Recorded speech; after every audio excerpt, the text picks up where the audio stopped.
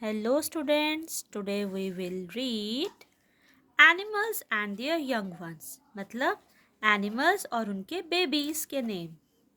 What is the young one of hen called? जो hen होता है उसके baby को क्या कहते हैं? Chick. What is the young one of hen called? Chick. What is the young one of cow called? Calf. What is the young one of cow called? Cow का baby? Calf. What is the young one of horse called? जो horse का baby क्या होता है baby को क्या कहते हैं fall. What is the young one of sheep called? Lamb. What is the young one of dog called? Puppy. What is the young one of rabbit called? Bunny.